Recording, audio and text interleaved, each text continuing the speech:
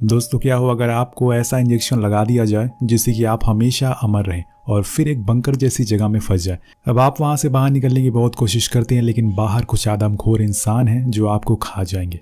ऐसे में आप क्या करना चाहेंगे? तो कहानी शुरू होती है किसी बीहल में। हम कुछ ट्रक को जाते हुए देखते हैं जिसमें अबोना गांव के कुछ लोग मौजूद हैं, जिसमें ज़्यादातर जवान लोग हैं, जिसमें हमारे कहानी के दो अहम किरदार केविन और उसकी वाइफ वीना भी मौजूद है। पहले तो सभी लोग बहुत ही शांत और डरे हुए थे, लेकिन आखिर उन्हें कहाँ ले जाया जा रहा है तो फिर वो आपस में बात करना शुरू करते हैं, जिसमें से एक आदमी सबको बताता है कि उसकी गर्दन पर उन लोगों ने किसी तरह का इंजेक्शन लगाया, जिससे कि उसे बहुत तेज भूख लग रही है पर बहुत दर्द भी हो रहा है। अभी एक दूसरा शख्स भी वही बोलता है कि हाँ, मुझे भी ऐसे ही महसूस हो रहा है। धीरे धीरे करके सभी को मालूम लग जाता है कि उन्हें कोई खास तरीके का इंजेक्शन लगाया गया है, लेकिन ये सब चीजें सोचने से पहले उन्हें तो वहां से भागना होगा, क्योंकि ये लोग देखने में बहुत ही खतरनाक हैं और शायद इन सभी को एक जगह ले जाकर मार दें। अब यहाँ केविन सभी से कहता है कि क्यों ना हम सब एक साथ हो जाए और फिर इन लोगों पर हमला कर दें, लेकिन सभी लोग इससे राजी नहीं थे क्योंकि उनके पास हथियार थे। पर केविन का कहना है कि उनकी तादाद कम है और हम लोग ज्यादा है, तो हम उन पर हमला कर सकते हैं और उनसे जीत भी सकते हैं, लेकिन कोई उसकी बात से राजी नहीं था। उधर हम ट्रक ड्राइवर को बात करते हुए सुनते हैं, जिसमें वो कहते हैं कि इन लोगों की कीमत सिर्फ $1 या $2 है। वेल, इससे तो साफ पता चल रहा है कि ये इन सभी को मारने वाले हैं,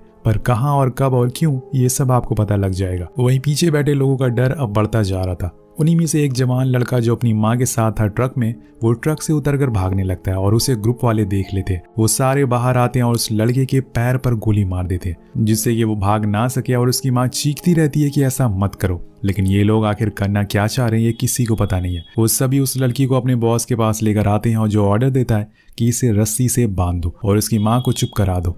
वो लोग उस लड़के को रस्सी से बांध देते हैं और ट्रक में फंसा कर उल्टा खींचने लगते हैं, जिससे कि उसकी बॉडी के 2 टुकड़े हो जाते हैं। और ये दर्दनाक मंजर उसकी माँ के आंखों के सामने हो रहा था। अब देखते ही देखते उसकी बॉडी के 2 टुकड़े हो जाते हैं और अपने बेटी की ऐसी मौत देखकर उसकी माँ को दिल का दौरा पड़ जाता है और वो वहीं मारी जाती है। लेकिन इससे उन गुंडों को कोई फर्क नहीं पड़ता। वो थोड़ी दूर चलने के बाद एक जगह अपनी ट्रक को रोकते हैं और सभी आदमियों को बाहर निकालते हैं, लेकिन तभी केविन उसके लीडर की गन छीन लेता और उस पर तान देता है। लेकिन कोई भी आदमी उसकी मदद के लिए आगे नहीं आता। वो सभी अगर चाहते तो उनसे लड़ सकते थे, लेकिन सभी डरपोक निकलते हैं और इसीलिए केविन फंस जाता है। वो लीडर उसे बंदूक छीन लेता और उसे बुरी तरह से मारता है। इसी मौके का फायदा उठाकर उनमें से 2 आदमी भागना शुरू करते हैं, जो कि सबसे बड़े बेवकूफ होते हैं, और देखते ही देखते वो गुंडे उन्हें गोली से उड़ा देते हैं। अब सभी को अपनी स्पीच में लीडर बताता है कि मैं तुम्हें मौका दे रहा हूँ सभी को यहाँ से भागने का, जाओ भाग जाओ यहाँ से। लेकिन वो जानते थे कि इसमें जरूर उनकी कोई चाल है। अब सभी लोग भागना शुरू करते हैं और तब जाकर वो लीडर अपना शिकार करना शुरू करता है। वो एक इंसान को एरो से मार रहा था। केविन कई लोगों को बचाने की कोशिश करता है, लेकिन वो मारे जाते और भागते भागते ये काफी दूर निकल आए थे और जिंदा बचे थे सिर्फ 3 लोग, केविन, उसकी वाइफ और एक जॉन नाम का आदमी। लेकिन जॉन अभी भी घायल है। अब वीना जो उसकी वाइफ थी तेजी से आगे बढ़ रही थी और इसी चक्कर में वो एक खाई में गिर जाती है। केविन भी उसे बचाने के लिए उसमें कूद जाता है और वो खाई बहुत ही गहरी थी, उसमें पानी भी जमा हुआ था। और इधर जॉन चोटिल हालत में परेशान है कि वो कहाँ जाए। इसी बीच उसे कई गोलियां आकर लगती है और वह सीधा उसी खाई में गिर जाता है, जहां पर उसकी भी मौत हो जाती है। मतलब वो गुंडे अभी भी आसपास हैं। उनकी आवाजें सुनकर केविन और वीना छुप जाते हैं और ग्रुप का एक आदमी उन्हें ढूंढते हुए यहाँ तक पहुंच चुका था, लेकिन वो इन्हें देख नहीं पाता क्योंकि उसका साथी उसे वापस बुला रहा था।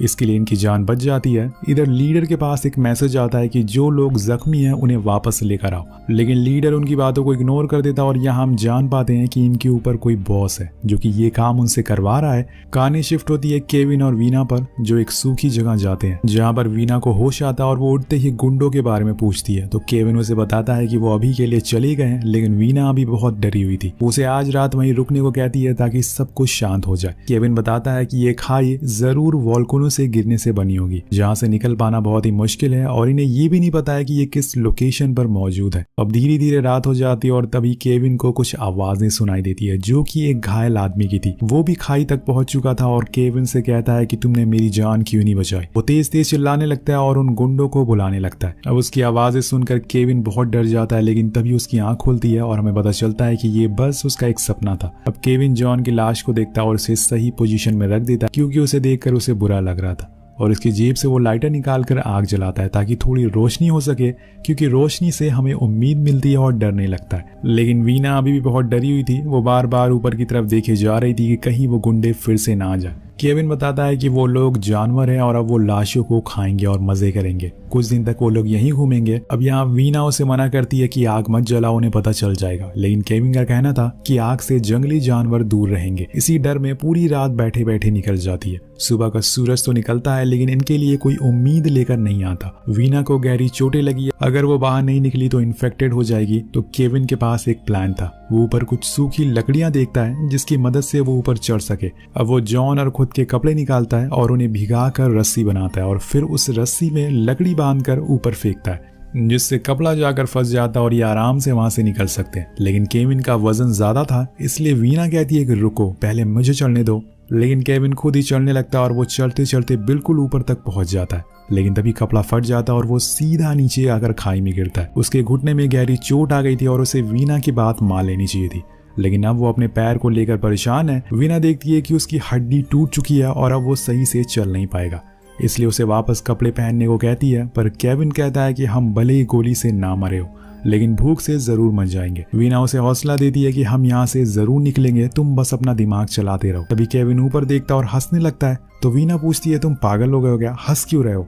केविन बताता है कि हम पहाड़ों के बीच में हैं और ऊपर देखो बादल आ चुके हैं, इसका मतलब बारिश होने वाली है और थोड़ी ही देर में यहाँ बाढ़ आ जाएगी जिससे कि हम तैर कर ऊपर निकल जाएंगे। बारिश होना शुरू होती है लेकिन वीना को तैरना नहीं आता, इसलिए वो डरने लगती है।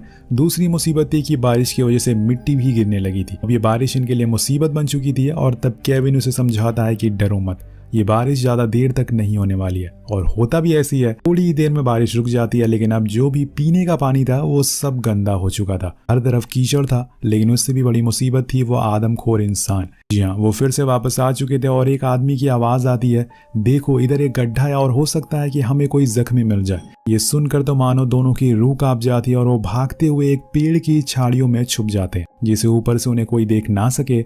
और छुपे छुपे रात हो जाती है जिससे कि वो आदमखोर वापस चले जाते हैं।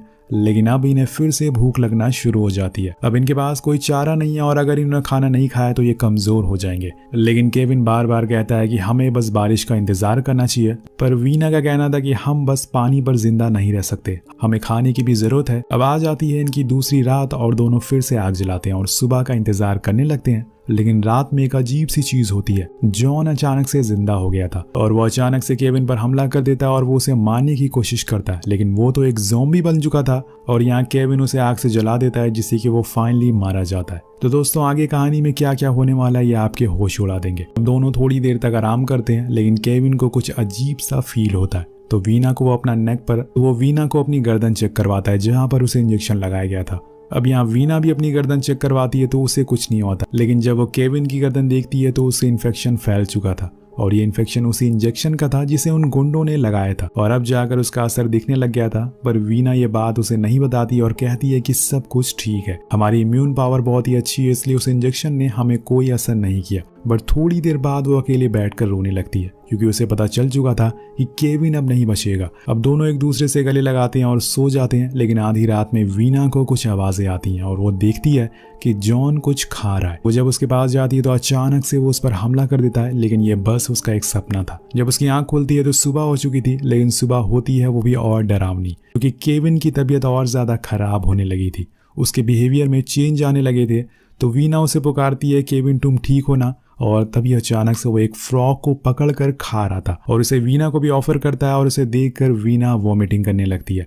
और अब यहाँ केविन की आंखें भी सफेद होने लगी थी और वो ज़ॉम्बी में बदल चुका था। लेकिन यहाँ वीना उसे संभालती है। उसकी बातें सुनकर केविन थोड़ी देर के लिए होश में आता और यहाँ इनकी किस्मत भी अच्छी थी कि अब बारिश होना शुरू हो गई थी और खाई में पानी भरना शुरू हो जाता है। केविन वीना को पकड़ता है और कुछ झाड़ियों के सहारे ऊपर पहुंचा देता है। लेकिन जब उसकी बारी आती है तो वो पानी में डूब चुका था और वीना उसे बचाने की बहुत कोशिश करती है लेकिन वो अब अंदर जा चुका था। अब वीना वहीं लेट जाती है और खुद को समझाने लगती है कि नहीं, ये मेरी गलती नहीं है, वो अब इंसान नहीं था इसलिए उसे मरना पड़ा, वो अब बदल चुका था। वो गॉड से माफी मांगती है और उन्हें भीख मांगती है कि प्लीज मुझे माफ कर दो। जिसके बाद वो उठकर भागना शुरू करती है। लेकिन अब हर तरफ ज़ॉम्बी फैल चुके हैं। सामने हम एक आदमी को देखते हैं जो एक दूसरे आदमी की लाश को खा रहा था, जिसे देखकर वो बहुत डर जाती है और भागने लगती है और इसी चक्कर में वो फिर से खाई में फिसल जाती है, जहां पर उसकी मुलाकात होती है केविन से। जी हाँ दोस्तों, वो अभी भी जिंदा था लेकिन ज़ॉम्बी के रूप में। वीना उसे एक लात मारती है जिससे वो सीधा वापस पानी में गिर जाता है और अपनी जान बचाकर यहाँ से निकल जाती है। वो बस भागती रहती है कि शायद उसे कोई मदद कर दे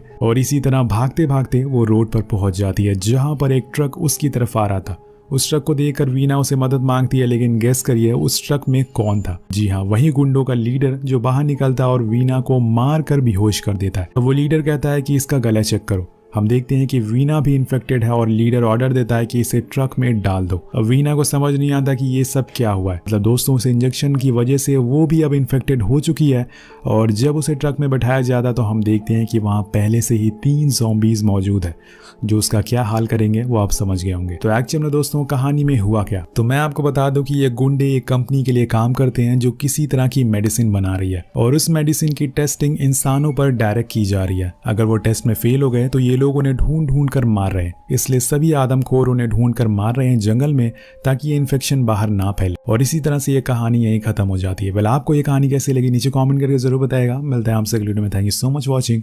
पीस आउट।